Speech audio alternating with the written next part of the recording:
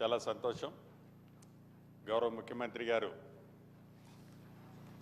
ఈ తెలంగాణ భూభారతి ఆర్ఓఆర్ 2024 చట్టాన్ని గురించి ఈ రాష్ట్ర ప్రభుత్వంలో గడిచిన సంవత్సరం నుంచి ఈ రాష్ట్రంలో జరుగుతున్న పరిస్థితుల గురించి యావత్ తెలంగాణ 4 కోట్ల ప్రజలను ఉద్దేశించి దేవాలయం లాంటి ఈ పవిత్రమైన అసెంబ్లీలో దేవుళ్ళ లాంటి మీ సమక్షంలో చాలా స్పష్టంగా వివరించడం జరిగింది.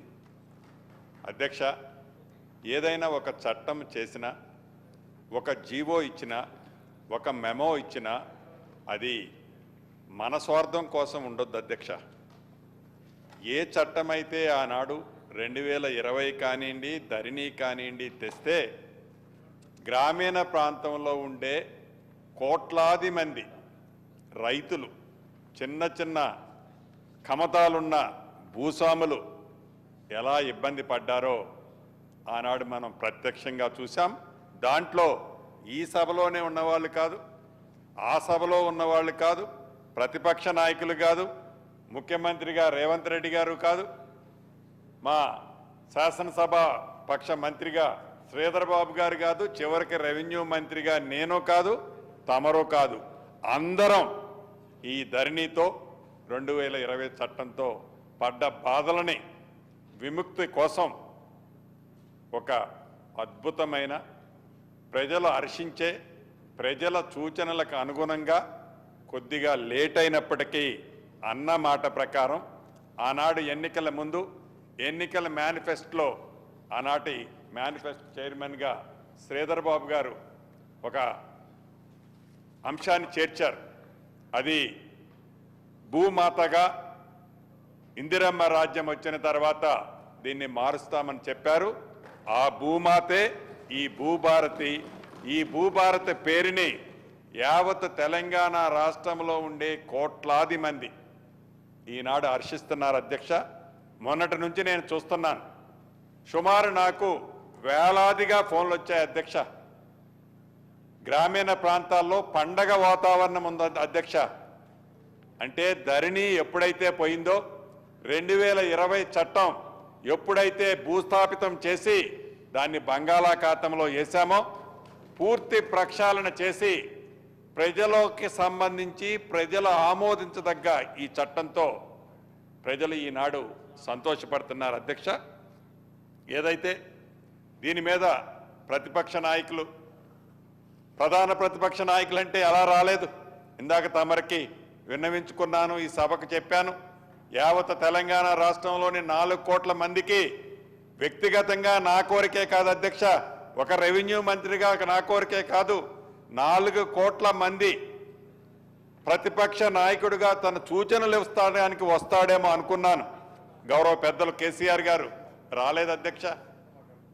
రాకపోవడానికి ఒక 2-3 కారణాలు ఉండొచ్చు. మొదటి కారణం ఆరోగ్యం బాగలేకుండా ఉండకపోవచ్చు. ఎందుకంటే సభ ఏర్పాటు ఏదైతే ఇందిరమ్మ రాజ్యం వచ్చిందో, వచ్చిన దగ్గర నుంచి మొదటిసారి ఏదో కాలుకి దెబ్బ తగిలిందన్నారు. అది ఎలా తగిలిందో, ఎందుకు తగిలిందో ఆ వివరంలోకి వెళ్ళను అధ్యక్ష. తర్వాత కూడా ఎప్పుడైనా ఈ సభలో మిగతా చర్చలకు వస్తారేమని ఆశించాం అధ్యక్ష, రాలేదు అధ్యక్ష. చివరికి ఇందాక తమరికి ఎన్నవిచ్చినట్టు ఇంకో అద్భుతమైన చర్చ జరుగుతుంది. అనుభవజ్ఞులు, ఇందాక గౌరవ ముఖ్యమంత్రి రేవంత్ రెడ్డి గారు చెప్పినట్లు వారి సూచనలు సలహాలు కూడా తీసుకుందాం అనుకున్నాం అధ్యక్ష. ప్రధాన ప్రతిపక్ష నాయకుడు రాకపోయినా ప్రధాన ప్రతిపక్ష సభ్యులు ఇందాక గౌరవ ముఖ్యమంత్రి గారు ఏదైతే వివరించారో చాలా డీటెయిల్గా వివరించారు అధ్యక్ష. ఏ రకమైన అలజడి, అరాచకం, దౌర్జన్యం ఎలా చేశారో ఆడున్న కాగితాలు కానీ, అంతకుముందు మీ మీద ఇసిరేసిన పుస్తకాలు కానీ, నన్ను మ్యాన్ హ్యాండిలింగ్ చేయడానికి వచ్చిన సందర్భం కానీ ప్రత్యక్షంగా ప్రతిదీ చూశాం అధ్యక్ష. వారు సూచనల్ని కేవలం ఇందాక గౌరవ ముఖ్యమంత్రి గారు చెప్పినట్లు ధరణిలో భాగవతాలు ఎక్కడ బయటపడతాయో అని ఈ ఆర్ఓఆర్ చట్టము 2024 అప్రూవల్ అయితే వారి భాగవతాలు బయటపడితే తెలంగాణ ప్రజలు ఏ అరాచకం చేశారో ఈ తెలంగాణ ప్రజలు భవిష్యత్తులో ఆ దొరల్ని ఈ రాష్ట్రంలో ఉండనీరు అని ఏకైక భయమతో ఈ చట్టాన్ని, ఒక మహా అద్భుతమైన చట్టాన్ని అప్రూవ్ చేయకుండా, ఈ సభలో అప్రూవ్ చేయకుండా ఉండే విధంగానే ఆ అరాచకం జరిగిందని యావత్ తెలంగాణ ప్రజలు కూడా ప్రత్యక్షంగా చూశారు అధ్యక్ష. ఇక బీజేపీ పక్ష నాయకులు మహేశ్వర్ రెడ్డి గారు మొత్తం ఈ 22 క్లాజుల్లో మహేశ్వర్ రెడ్డి గారు కొన్ని క్లాజులు సవరణ చేయాలి అని చెప్పారు. అదే రకంగా బీజేపీకి సంబంధించిన శంకరన్న కూడా కొన్ని సూచనలు లిఖితపూర్వకంగా తమరికి నిన్న ఇచ్చారు. అదే రకంగా చాలా వివరంగా విపులంగా ఎంఐఎం ఫ్లోర్ లీడరు అక్బరుద్దీన్ బాయ్ గారు చాలా స్పష్టంగా దీనికి సంబంధించిన అనేక అంశాలని వివరించడమే కాకుండా వారు కొన్ని సూచనలు సలహాలు ఇచ్చారు. అదే రకంగా సిపిఐ నాయకులు, ఉద్యమాలకు బాటపట్టే నాయకులు వారు కొన్ని, సాంబశివరావు గారు కొన్ని సూచనలు ఇచ్చారు. ఈ సూచనలన్నిటినీ పరిగణనలోకి తప్పకుండా ప్రజలకి మంచి జరిగే సూచనలు ఏవైతే ఇచ్చారో క్లాజ్ వైజు ప్రతి దాన్ని రేపు రూల్స్ ఫామ్ చేసేటప్పుడు వాటన్నిటినీ సైలెంట్గా ఎక్కడైతే ఉందని వారు అనుకుంటున్నారో వాటిని ఈ ప్రభుత్వము, ప్రజా ప్రభుత్వము, ఇందిరమ్మ ప్రభుత్వము చాలా స్పష్టంగా రూల్స్ ఫామ్ చేసేటప్పుడు వాటికి ప్రతిదీ కూడా మీరు చెప్పిన అంశాలని చట్టంతో పాటు దీంట్లో చేర్చడం జరుగుద్దని కూడా తమరి ద్వారా ఆ గౌరవ సభ్యులకి తెలియజేస్తున్నాను అధ్యక్ష. ఇక 1-2 విషయాలు చెప్పి నేను ముగిస్తాను అధ్యక్ష. ప్రధానంగా నిన్న ఉదయం కొచ్చినవర్లో ఈ ఆర్డీఓ వ్యవస్థ, రెవెన్యూ వ్యవస్థ మీద నాకు ఒక క్వశ్చన్ వచ్చింది అధ్యక్ష. క్వశ్చన్ వచ్చినప్పుడు ధరణి 2020 చట్టం ఎలా తప్పులు తడకలతో ఉందో ఈ ఆర్డీఓలు, ఎంఆర్ఓలు, కలెక్టరేట్ల వ్యవస్థ కూడా తప్పులు తడకగా ఉన్నదనడానికి నిదర్శనమే నిన్న వారి సభ్యులు రాజేశ్వర్ రెడ్డి గారు కానివ్వండి, మిగతా సభ్యులు కానివ్వండి, ఎప్పుడైతే నేను ఆ క్వశ్చన్కి ఆన్సర్ చేయడానికి లెగిసినప్పుడు నా నియోజకవర్గము 3 మండలాలు 3 జిల్లాల్లో ఉన్నాయి, 1-2 మండలాలు 1 జిల్లాల్లో ఉన్నాయి, నా నియోజకవర్గం 4 జిల్లాల్లో ఉంది. అధికారులతో నా సమస్యలు చెప్పుకోవటానికి ఇబ్బంది లేదు ఉన్నది అని ఇక్కడ ఉన్న సభ్యులు చాలా మంది వారు ఆవేదన వెలబుచ్చారు. ఈ చట్టం కానివ్వండి, ఆ నిర్ణయాలు కానివ్వండి ఎలా ఉన్నాయంటే ప్రజలకు ఆమోదయోగ్యమైంది కాదు, దొరల పాలనకి నిదర్శనంగా ఏ ఒక్క శాసనసభ్యుడు కూడా ఆ శాసనసభలకు సంబంధించిన పరిధిలో పూర్తిగా తన పరిధిలో ఆ పరిపాలన జరగొద్దు, పూర్తి అవగాహన ఆ శాసనసభ్యుడికి ఉండొద్దనే ఒక్కొక్క అసెంబ్లీ నియోజకవర్గాన్ని ముక్కలు చేసి 4-5 జిల్లాల్లో ఆనాడు ఆ మహానుభావుడు మాజీ ముఖ్యమంత్రి గారు పెట్టారు అధ్యక్ష. అంటే దానికి నిదర్శనమే ఈ చట్టం కానీ ఆనాడు ఎంఆర్ఓలు, ఆర్డీఓలు, కలెక్టరేట్లు కానీ. ఇక రెండో విషయానికి వస్తే అధ్యక్ష,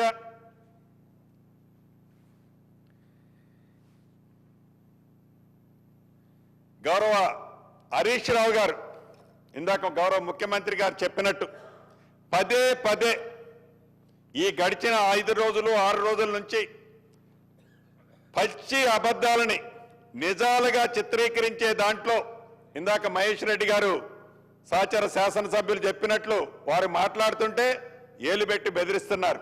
నిజం, నేను కూడా చూశాను ఇక్కడి నుంచి. అంటే వారి ప్రవర్తన, వారి ఆలోచన ఏది చేసినా ప్రతిపక్షంలో ఉన్నాం కాబట్టి దాంట్లో నెట్టుకుపోతుందనే ఆలోచనతో ఈ రాష్ట్ర ప్రజలని తప్పు దోవ పట్టించే ఆలోచనతో వారు ఏదైతే చేస్తున్నారో ఈ రోజు చేసిన దాన్ని నేనే కాదు రాష్ట్ర ప్రజలంతా కూడా ప్రతిదీ ప్రత్యక్షంగా గమనిస్తున్నారు. గతంలో 2 సార్లు బుద్ధి చెప్పారు. మళ్ళీ అటువంటి పరిస్థితి కాకుండా ఒక ప్రధాన ప్రతిపక్షంగా మీరు ఏ సూచనలు ఇచ్చినా మంచివైతే, ప్రజలకు ఉపయోగపడేవైతే ఈ ప్రభుత్వం సేకరిస్తుందని మనస్ఫూర్తిగా అందరికీ తెలియజేసుకుంటూ ఇంత మంచి అద్భుతమైన అవకాశాన్ని ఇస్తూ ఇంకా కొన్ని నిమిషాల్లో ఈ చట్టాన్ని ఆమోదించబోతున్నందుకు నిజంగా నాకు చాలా ఆనంద బాష్పాలు వస్తున్నాయి అధ్యక్ష.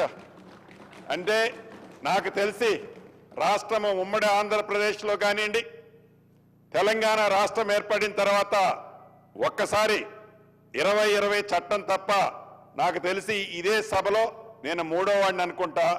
ఒక మంచి అవకాశం, ఆ చట్టం కూడా ప్రజలు హర్షించే చట్టం, ప్రజా ప్రభుత్వంలో ఇందిరమ్మ రాజ్యంలో ఒక అద్భుతమైన చట్టాన్ని ఈ సభకి సమర్పించే అవకాశం నాకు వచ్చి నా జన్మ ధన్యమైనందుకు మరొక్కసారి మీకు కృతజ్ఞతలు తెలుపుతూ ఈ బిల్లును ఆమోదించవలసిందిగా కోరుతున్నాను అధ్యక్ష.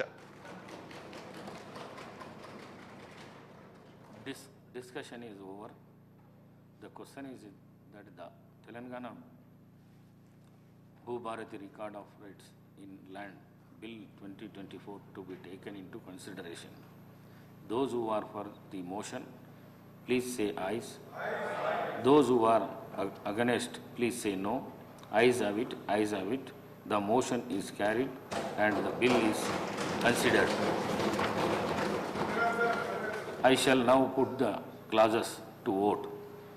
There are 25 non-official amendments to clauses 2, 3, 4, 5, 6, 7, 8, 10, 13, 14, 16, 20, 22 and new clause given notice of by Sri Tanniru Harish Rao, Sri Payal Shankar, Sri Akbaruddin Owaisi and Sri Kunamaneni Sambashivarao are before the House.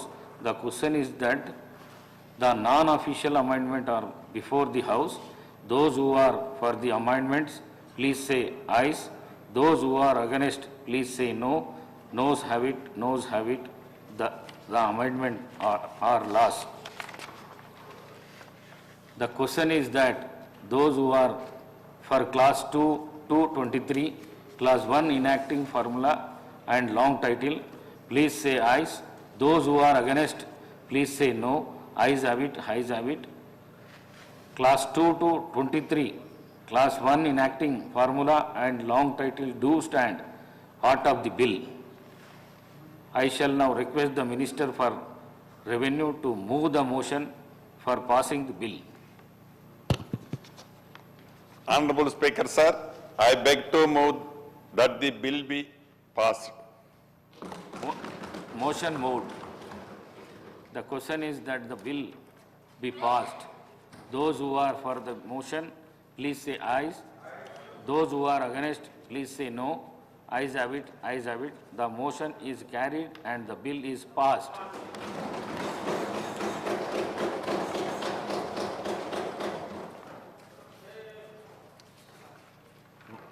వాయిదా ప్రతిపాదన. శ్రీ తన్నీరు హరీష్ రావు గారు మరియు ఇతరులు హైదరాబాద్లో నిర్వహించిన formula ఈ car racing గురించి చర్చించాలని కోరుతూ ఇచ్చిన వాయిదా ప్రతిపాదనను తిరస్కరించడమైనది.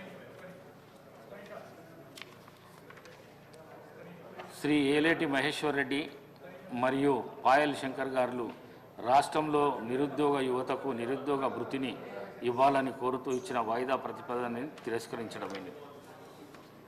శ్రీ కునమనేని సాంబశివరావు గారు కేంద్ర ప్రభుత్వం ప్రవేశపెడుతున్న నూతన విద్యా విధానం గురించి చర్చించాలని కోరుతూ ఇచ్చిన వాయిదా ప్రతిపాదనను తిరస్కరించడమైనది. The House is urgent to meet again at 10 a.m. tomorrow, Saturday, 21st December 2024.